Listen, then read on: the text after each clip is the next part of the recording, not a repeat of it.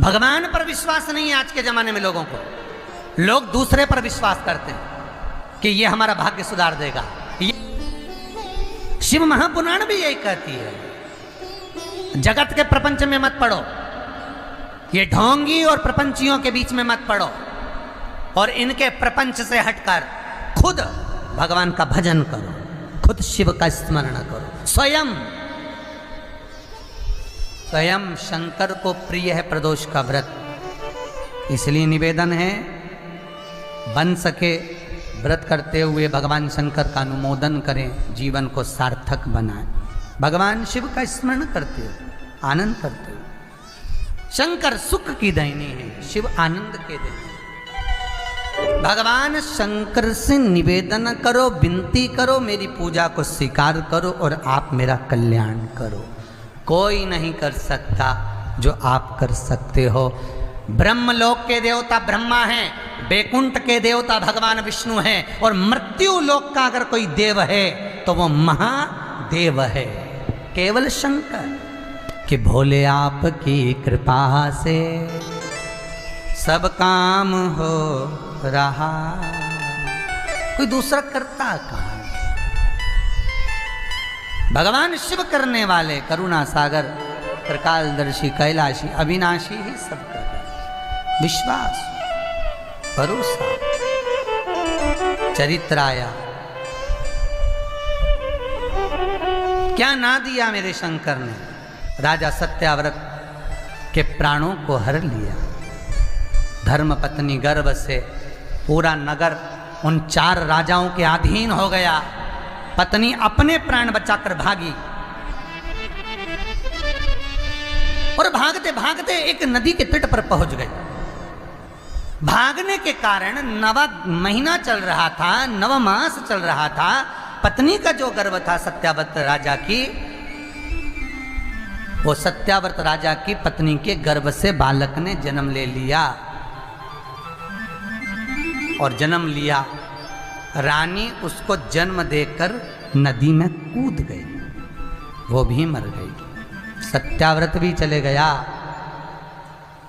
रानी जल में कूद कर प्राणों को त्याग दी। छोटा सा बच्चा जन्म लिया, बालक गांठ पर पड़ा है, रुदन कर रहा है। एक भिकारन ने, भिक्षुक मांगने वाली, भिक्षा मांगने वाली एक भिकारन ने उस बच्चे को देख लिया, और भिकारन जो भिक्षा मांगने वाली थी उसने उस बच्चे को उठा लिया, गोदी में लिया। देखो कितनी सुंदर बात है। ये जो सत्याव्रत था और इसकी जो धर्मपत्नी थी, ये दोनों शिव उपासना में लीन रहते थे, शिव उपासना में लीन। बस एक कर्म का दंड भोगना पड़ा। कोई राजा सत्याव्रत की कथा को अगर सुने, विदर्भराज नरेश की कथा को स्मरण करे और विदर्भराज नरेश की कथा का यदि मनन चिंतन करे, तो एक गलती सत्याव्रत की हुई। क्या गलती हुई? जब जब नगर का राजा मंदिर, शंकर के मंदिर में पूजन करता था, इसकी धर्मपत्नी भी गर्भवती होने के बाद भी शिव की आराधना करती थी। बस एक गलती होती थी, राजा दीप लगाकर वहाँ से तुरंत घर को चले जाता था, और एक जलने वाला ईर्ष्यालु जो 4 राजाओं ने आक्रमण करा था, उन्होंने जो गुप्तचर भेज रखा था कि आखिर इसकी यहाँ सत्ता कैसे स्थापित है, इसके इतना राज्य कैसे चल रहा है। उन गुप्तचरों से कहा, जब ये मंदिर से निकले, जिस दीप को जलाकर जाए उस दीप को बुझा दिया जाए, उस दीप को बुझा दिया जाए। इसलिए आज भी प्रमाण है, मंदिर में अगर दिया लगाने जा रहे हो, बाती लगाई है आपने मंदिर के अंदर, तो कुछ देर बैठिए, कुछ देर स्मरण करिए। हमारे यहाँ तो यहाँ तक कहा गया है कि किसी मुर्दे को अगर जलाया भी जाता है तो कपाल क्रिया तक रुकना पड़ता है कि थोड़ा रुकिए, कोई पीछे से आकर कुछ कर ना जाए। दीप जलाएं, थोड़ी देर रुकिए। और दीप का भी नियम है महाराज, दीप का भी नियम है। दिए में जो फूल बत्ती लगती है, गोल बत्ती लगती है, गोल वाली, ये बत्ती हमेशा कोई विष्णु भगवान की पूजन कर रहे हो, शिव जी की पूजन कर रहे हो, कोई अन्य देवता का अगर आप स्मरण कर रहे हो तो गोल बत्ती लगाई जाती है। भगवान के मंदिर में पूजन कर रहे हो तो गोल बत्ती लगाएं। लंबी बत्ती, लंबी वाली जो बत्ती होती है लक्ष्मी की पूजन में, देवी पूजन में, जितनी भी माताओं की आप पूजन करोगे, जितनी भी देवियों का आप स्मरण करोगे, उसमें लंबी बत्ती का प्रमाण है। पितरों की पूजन में लंबी बत्ती का प्रमाण है। पितरों को कभी गोल बत्ती नहीं लगती। आप मटके के पास में, परिंदे के पास में, जल के पात्र के पास में कोई भी अगर दिया लगाएंगे तो वहाँ गोल बत्ती रखकर लगाएंगे तो घर में लक्ष्मी नहीं टिकेगी। कई लोग कहते हैं कि परिंदे के पास, मटके के पास में, पानी के स्रोत के पास में जहाँ जल भरते हैं, हंडा रखते हैं, टंकी रखते हैं, वहाँ पर मटके के पास बत्ती लगाओ, दिया लगाओ, पितर शांत रहेंगे। तो पितरों को शांत करो, मना नहीं है, पर दिया लगाने का नियम है कि पितरों को अगर आप दिया लगा रही हो मटके के पास, परिंदे के पास, या अमावस्या के दिन पितरों के लिए अगर दीप लगा रही हो तो गोल बत्ती अगर लगाओगी तो कार्य कभी सफल नहीं होगा। घर में लक्ष्मी नहीं टिकेगी, संपदा नहीं रहेगी, घर में कोई ना कोई बीमार पड़ा ही रहेगा, धन आएगा जाएगा, टिकेगा नहीं। इसलिए पितरों के लिए अगर दिया लगाना है, पूर्वजों के लिए दिया लगाना है, पितरों के लिए अगर दीप लगाना है तो लंबी बत्ती लगाइए, लंबी बत्ती। महाराज लंबी बत्ती का प्रमाण हमारे यहाँ शास्त्र करते, गोल बत्ती का प्रमाण। और सुंदर चरित्र कहा, लक्ष्मी आती ही नहीं, बहुत कष्ट है, जमीन जायदाद पड़ी बिक नहीं रही, तो एक काम करना, इतना दुख अगर आपके जीवन में है तो कार्तिक के महीने तक रुको, और कार्तिक का महीना आए, त्रयोदशी तिथि आए, कोई सा भी हो, सोमवार, रविवार, मंगल, बुध, कोई सी भी त्रयोदशी, प्रदोष, कोई सी भी प्रदोष तिथि आए, उस दिन तुलसी की लकड़ी, पहले से तुलसी आपके घर में अगर सूखी हो, तुलसी सूख गई हो तो उसकी जो लकड़ी होती है, उस लकड़ी का 7 लकड़ी का बंडल बनाकर दीप बना लो। लकड़ी का दीप मतलब लकड़ी, पतली पतली डालियों को लेकर कच्चे सूत से उसको बांध लो और बांधकर घी में डुबक दो। कार्तिक के महीने में शुक्ल पक्ष की त्रयोदशी तिथि जब आए, प्रदोष का जब व्रत आए, उस दिन भगवान के मंदिर में, शिव मंदिर में नहीं, भगवान किसी भी देवता के मंदिर में, विष्णु के मंदिर में, नारायण के मंदिर में, कृष्ण मंदिर में, राम मंदिर में, किसी भी मंदिर में, मंदिर ना हो तो अपने घर के मंदिर में शाम के समय पर उस तुलसी की लकड़ी का दीप, दिया भरकर उसमें घी डालकर जो दीप प्रकट कर देता है, जला देता है, दीप को प्रज्वलित कर देता है, उसके घर में कभी संपदा की कमी नहीं होती। महाराज विष्णु पुराण में स्पष्ट लिखा है। इसलिए शायद कहा जाता है कि भगवान को सर्वश्रेष्ठ कौन सा चंदन अच्छा लगता है। आपको पहले भी कथा में कहा, आगरा की कथा अगर किसी ने सुनी होगी तो उसमें वर्णन किया, भगवान को सर्वश्रेष्ठ चंदन कौन सा, भगवान को सर्वश्रेष्ठ चंदन कौन सा प्रिय है, वो कौन सा चंदन है जो भगवान विष्णु को लगाएं, राम को लगाएं, कृष्ण को लगाएं, वो कौन सा चंदन है जो श्री हरि को लगाया जाए। तो जीते जी भगवान विष्णु एक बार गले लगाते हैं, उसको कहते हैं हरि चंदन। कौन सा चंदन है? हरि चंदन। हरि चंदन बाजार में नहीं मिलेगा, हरि चंदन आपको बनाना पड़ेगा। कैसे बनाना है? तुलसी जब सूख जाए उसकी जड़ को निकाल लिया जाए, वो जड़ को पानी में धो लिया जाए, धोने के बाद उसको सिलवट्टे पर, पत्थर पर घिसा जाए और घिसकर उसमें थोड़ा सा कुंकू, रोली डालकर तैयार कर कर जो भगवान विष्णु के मस्तक पर, कृष्ण राम के मस्तक पर लगा देते हैं और उसकी एक बिंदी अपने हृदय पे लगा लेते हैं। जीते जी भगवान एक बार उसको गले लगाते ही हैं।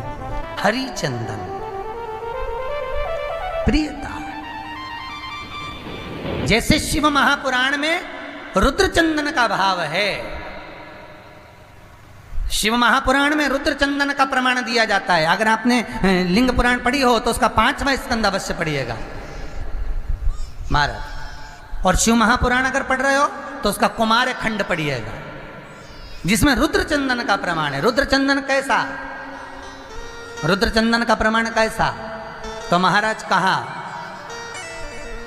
चंदन घिसकर, पीला चंदन घिसकर उस चंदन को 3 मुखी रुद्राक्ष पर लपेट लिया जाता है। 3 मुखी रुद्राक्ष पर उस चंदन को लपेटा जाता है। लपेटोगे उसके बाद उसको ऐसा गोल करोगे तो एकदम चिकना हो जाए, एकदम चिकना, ठीक है, एकदम चिकना हो जाए। और उस चंदन को आप शिवरात्रि के दिन, और कोई से भी महीने की शिवरात्रि, किसी भी महीने की हो, सब फलदायी होती है। अगर आप पंचांग में देखेंगे तो शिवरात्रि लिखी हुई आती है, हर महीने शिवरात्रि पड़ती है। किसी भी महीने की शिवरात्रि पर रुद्र चंदन, अर्थात जो चंदन का आपने 3 मुखी रुद्राक्ष में लेपन करा है, उसका गोला बनाया है, वो चंदन अच्छा मोटा मोटा कर लेना, अच्छा बढ़िया, ऐसा नहीं कि थोड़ा बहुत ही लगा, पूरा रुद्राक्ष दिखना नहीं चाहिए, पूरा लपेट कर उसको शंकर के शिवलिंग पर ले जाकर रख दीजिए। और फिर धीरे धीरे शंकर भगवान का जल अभिषेक करना प्रारंभ कर दीजिए। वो चंदन पूरा धीरे धीरे शंकर के शिवलिंग पर डलना चाहिए। शंकर के मूल मंत्र श्री शिवाय नमस्तुभ्यम का जाप करिए। ये कहलाता है रुद्र चंदन। इस चंदन के अभिषेक से महाराज जो काम नहीं होता, आप कर कर उस कार्य को प्राप्त कर सकते हो, सिद्ध कर सकते हो। रुद्र चंदन, हरि चंदन, रुद्र चंदन, ये वो चंदन है जो जीवन का सुख प्रदान करने वाले, हरितत्व देने। रुद्र चंदन। तो महाराज शिव महापुराण कथा कह रहे हैं, भगवान भूत भावन भूतेश्वर शंकर के 19 अवतार में से आज भगवान शंकर का जो अभिषेक सत्याव्रत करता था, धर्मपत्नी करती थी, एक काम हुआ कि उनके नगर में उनके ईर्षालु जो राजा थे, उन्होंने गुप्तचर छोड़े थे, शिव मंदिर में जाते दीप को बुझा देते, उसका दोष जो दिया लगाया उसको प्राप्त होता था। महाराज आपको पहले भी कथा में कहा, कन्यादान आपने करा है, गौदान आपने करा है, लक्ष्मी का दान आपने करा है। इसलिए शिव महापुराण की कथा कहती है, इन 3 दान करने से पहले 50 बार विचार करिए। कन्यादान करने से पहले 50 बार विचार करना, क्या अच्छे लड़के को दी है, लड़का अच्छा होना चाहिए, परिवार अच्छा होना चाहिए। बेटी अगर रोएगी, बेटी को दुख होगा, तो कन्यादान करने वाले को रोना पड़ेगा। गौ दान करने से पहले विचार करिए, गाय किसी ऐसे ब्राह्मण को मत दो जो 4 दिन साथ में रखे और मालूम पड़े बाद में बेच दे। गाय अगर कसाई के यहाँ कटेगी तो दुख तकलीफ उसको होगी जिसने संकल्प दिया है गौदान का। गाय दान करने से पहले 50 बार विचार करो, कन्या दान करने से पहले 50 बार विचार करो, लक्ष्मी दान करने से पहले विचार करो। किसी ऐसे भिखारी के कटोरे में मत देना जो शाम को जाकर मदिरा पान में लगा दे, वेश्यावृत्ति में लगा दे, सुबह तुमसे ले और शाम को जुए में लगा दे। ऐसे को लक्ष्मी मत देना।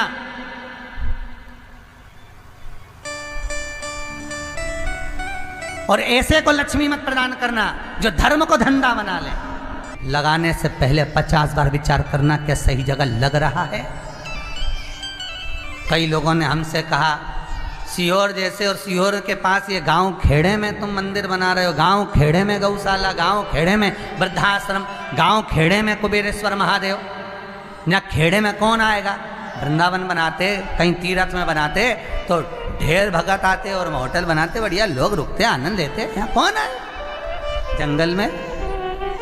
तो हमने कहा ये जंगल में होटल बनाने का नहीं है, ये जंगल केवल भगवत भजन का है। गौ सेवा में आइए, वृद्धाश्रम में आइए, शंकर का दर्शन करो, भजन करो और अपने घर जाओ। ये सीहोर से भी 9 किलोमीटर दूर है, कोई शहर में नहीं है, जंगल में।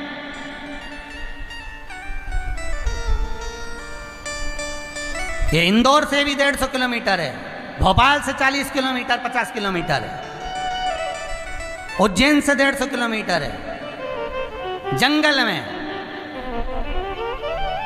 अगर आपको सेवा करना है गौ माता की, अगर आपको सेवा करना है वृद्धाश्रम की, आपको सेवा करना है मेरे कुबेरेश्वर महादेव की, तो आप यहाँ ये होटल वाला भाव नहीं है, यहाँ तो बस भजन, स्मरण,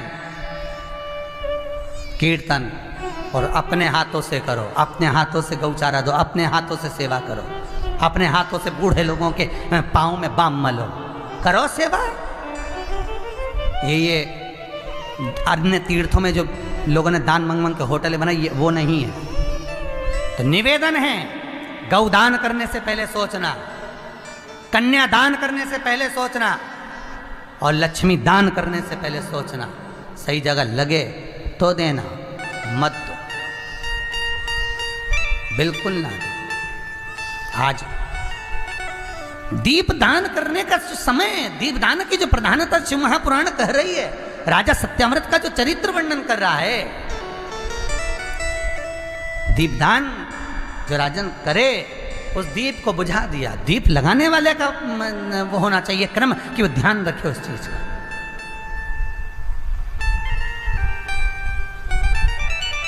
आप लोग जितने लोग कथा सुन रहे हैं, आपके यहाँ पंडित लोग पूजन करने आए होंगे, कभी ना कभी तो आए होंगे, कभी ना कभी सत्यनारायण की कथा तो करवाई होगी, कभी ना कभी कोई पूजन अनुष्ठान देवी का देवता का कराया होगा।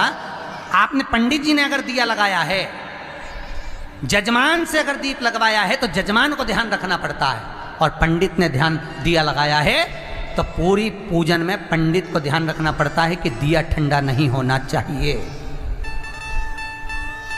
जो दीप लगाए ये उसका महान होना चाहिए, ये उसका स्मरण।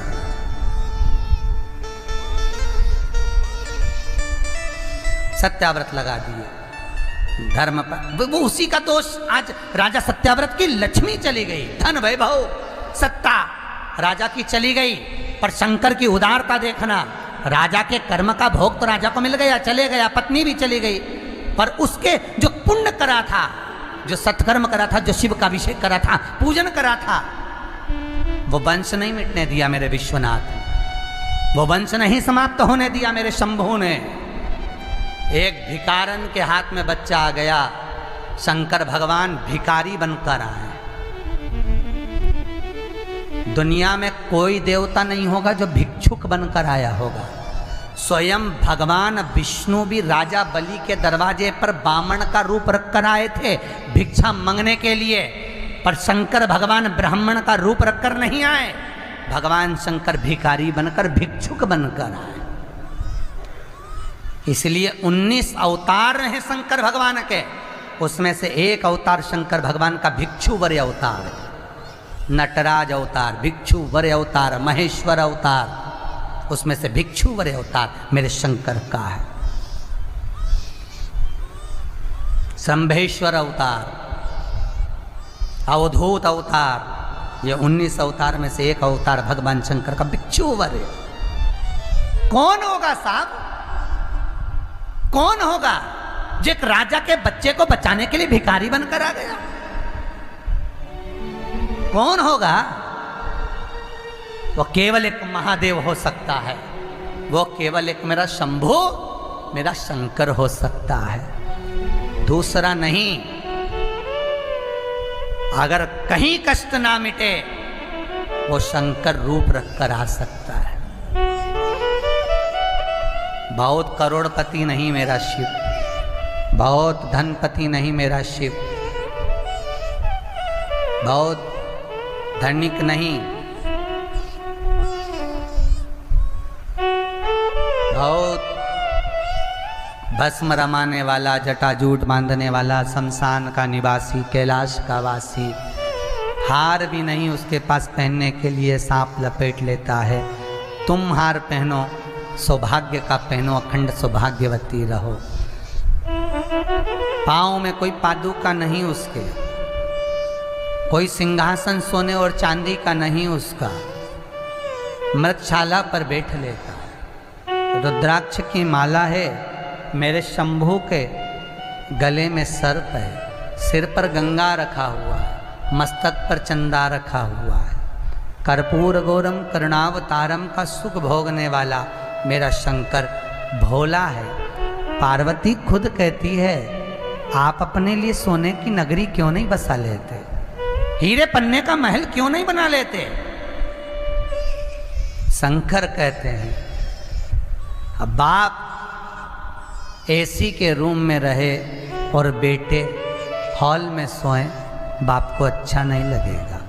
बाप कहता है बच्चों की शादी हो गई, तुम अच्छे अच्छे रूम में रहो, मैं हॉल में सो जाऊंगा, मेरा पलंग यहाँ डाल दो। वो बाप होता है, वो बाप है। जैसे जैसे बच्चों की शादी होती जाती है, बाप अपना कमरा छोड़ देता है, माँ अपना रूम छोड़ देती है।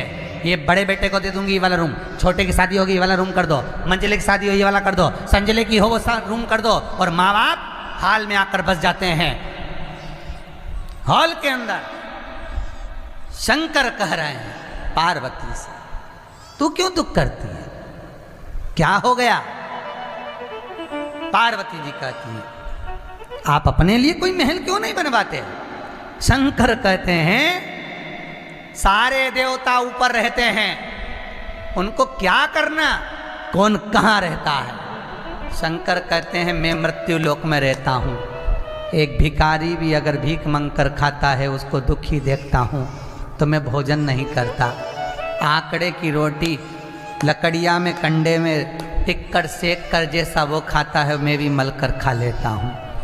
कभी मेरे पास में 56 भोग भी आते हैं तो समझ जाता हूँ कि आज पूरी पृथ्वी पर सृष्टि के लोगों ने भोजन कर लिया, इसलिए कोई 56 भोग लगा कर चले गया।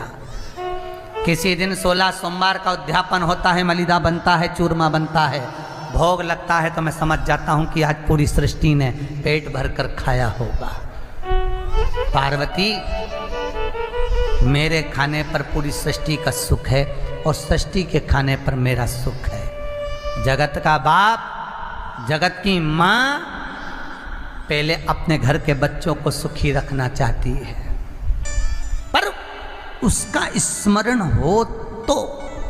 आप अगर सास को न मानोगे ही नहीं, ससुर को मानोगे ही नहीं, तो वो काय को जायदाद देगा, वो काय को अंगूठी देगा, काय को देगा?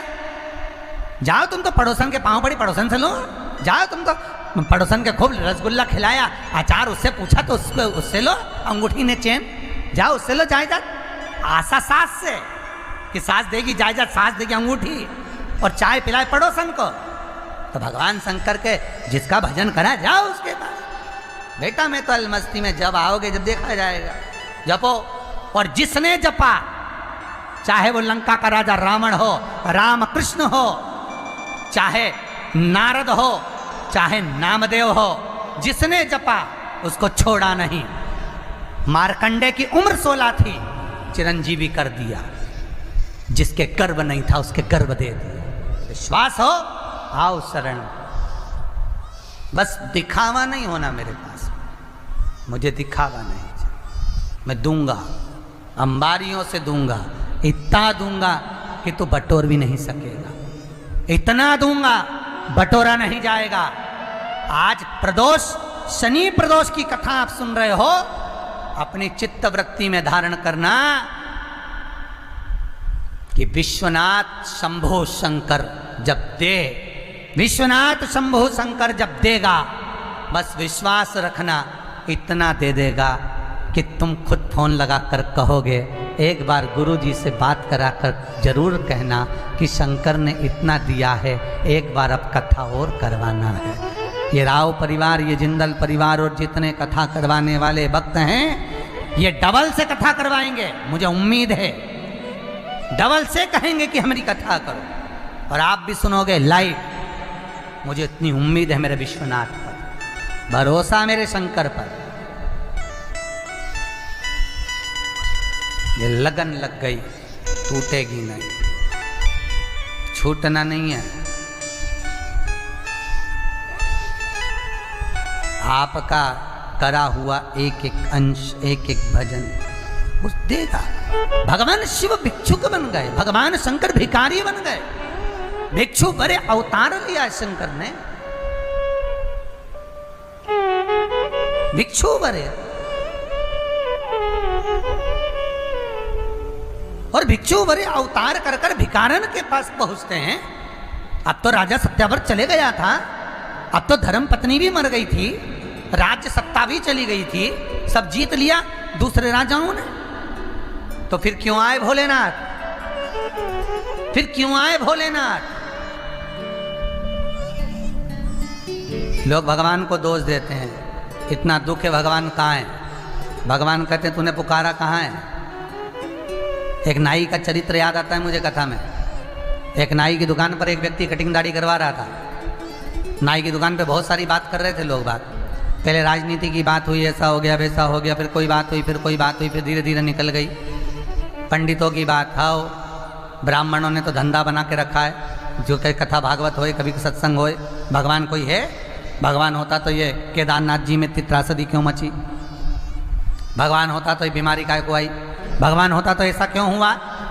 नाई और व्यापारी की बात चल रही थी, कटिंग दाढ़ी हो रही थी। एक पास में कटिंग करवा रहा था, वो सुन रहा था, वो सुन रहा था। भगवान होता तो आ जाता, कष्ट मिटा देता। भगवान होता तो दुख मिटा देता। भगवान है ही नहीं तो दुख मिटा ही नहीं। भगवान होए तो आए। नाई और उसकी बात चल रही थी, पड़ोसी व्यक्ति सुन रहा था। सुनते सुनते उसने कटिंग दाढ़ी बनवा ली, बाहर जाके खड़ा हो गया। वहीं से एक व्यक्ति निकल कर जा रहा था, उसके बड़े बड़ी दाढ़ी हो रही थी, बड़े बड़े बाल थे, भिखारी था वो बेचारा, बहुत गंदा हो रहा था। जिसने कटिंग दाढ़ी करवाई थी, बाजू वाला जो सुन रहा था, वो अंदर पहुंच गया नाई के पास, और नाई के पास पहुंचकर बोला, ओ भैया जरा जाओ ना, उसकी दाढ़ी कटिंग कर दो, वो सामने जा रहा है। तो नाई बोला, पागल है क्या? वो मेरी दुकान में आएगा तो मैं कटिंग दाढ़ी करूंगा, मैं क्या उसके पीछे पीछे जाऊं? मैं उसके पास जाकर करूंगा? पागल हो गया हूं मैं? वो मेरे पास आए तो मैं दाढ़ी कटिंग करूंगा, मैं इधर उधर नहीं जाता। उसने कहा, भैया अभी तू बोल रहा था कि भगवान है ही नहीं, मैं उसी का उत्तर दे रहा हूं। भगवान भोलेनाथ कहते हैं, दुनिया के लोग कहते दुख नहीं कट रहा। शंकर भगवान कहते हैं, नाई की दुकान में जाओगे तो बाल कटेंगे, दाढ़ी बनेगी। शंकर भगवान कहते हैं, अगर मेरे दरबार में आओगे तो दुख कटेगा। मैं क्या तुम्हारे पीछे पीछे जाके दुख काटूं? मैं तुम्हारे पीछे पीछे जाके कष्ट काटूं? आओ तो, और आने के बाद अगर नहीं कटा तो बात दूसरी है, पर पूरा विश्वास रखकर आना। शिव महापुराण की कथा कह रही है, पूर्ण विश्वास, दिखावा नहीं मेरे शंभू को। जितने टीवी के माध्यम से सुन रहे हैं, फेसबुक यूट्यूब के माध्यम से सुन रहे हैं, निवेदन है, विश्वास पूर्ण रखिए। विश्वास, और होगा तो करेगा, शिव करेगा। अटका हुआ मेरा सारा काम हो गया, अटका हुआ मेरा सारा काम हो गया। काशी वाला भोला मेहरबान हो गया, काशी वाला भोला मेहरबान हो गया। ओ काशी वाला बाबा मेहरबान हो गया, काशी वाला बाबा मेहरबान हो गया। ओ अटका हुआ मेरा सारा काम हो गया, अटका हुआ मेरा सारा काम गाइए। ओ अटका हुआ मेरा सारा काम हो गया, अटका हुआ मेरा सारा काम हो गया। अरे काशी वाला बाबा मेहरबान हो गया, काशी वाला बाबा मेहरबान हो गया। जय हो।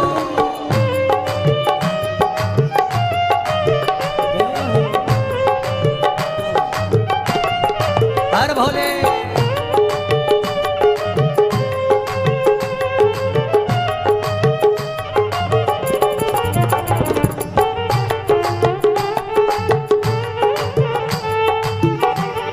बड़े भाव आनंद से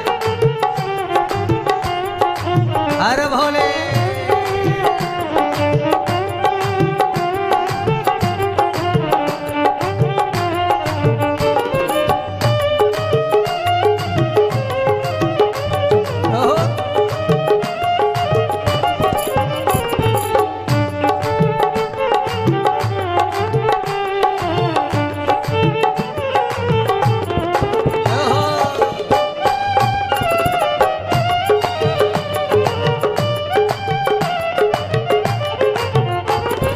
तेरी मेहरबानी से काम हो रहा है, तेरी मेहरबानी से काम हो रहा है। ये दुनिया में बाबा मेरा नाम हो रहा है, दुनिया में बाबा मेरा नाम हो रहा है। कृपा से सब काम हो गया, तेरी कृपा से सब काम हो गया, ओ तेरी कृपा से सब काम हो गया, तेरी कृपा से सभी काम हो गया। अरे काशी वाला बाबा मेहरबान हो गया, काशी वाला बाबा मेहरबान हो गया, अरे काशी वाला बाबा मेहरबान हो गया, काशी वाला बाबा मेहरबान हो गया। हर हर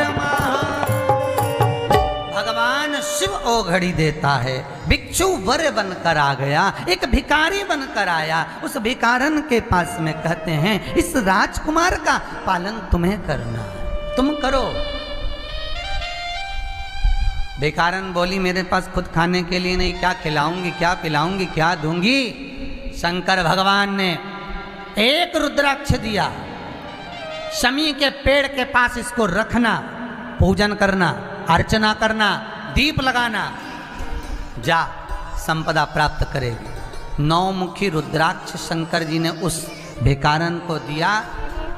शमी के पेड़ के नीचे रोज जाकर पूजन करती, सोमवार की सोमवार अर्चना करती, घी का दिया लगाती।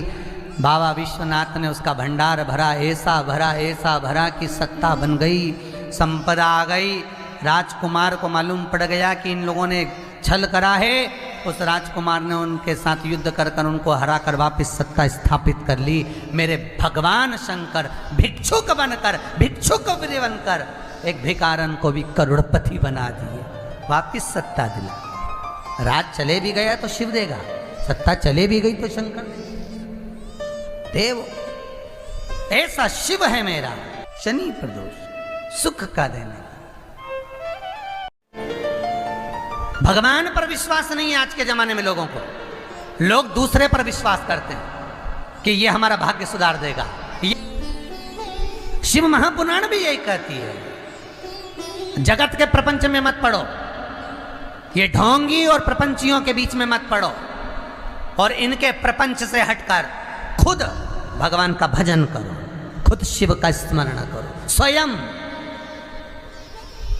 स्वयं शंकर को प्रिय है प्रदोष का व्रत, इसलिए निवेदन है बन सके व्रत करते हुए भगवान शंकर का अनुमोदन करें, जीवन को सार्थक बनाएं। भगवान शिव का स्मरण करते हो, आनंद करते हो। शंकर सुख की दायिनी है, शिव आनंद के देने। भगवान शंकर से निवेदन करो, विनती करो, मेरी पूजा को स्वीकार करो और आप मेरा कल्याण करो। कोई नहीं कर सकता जो आप कर सकते हो। ब्रह्मलोक के देवता ब्रह्मा हैं, बैकुंठ के देवता भगवान विष्णु हैं, और मृत्यु लोक का अगर कोई देव है तो वो महादेव है, केवल शंकर।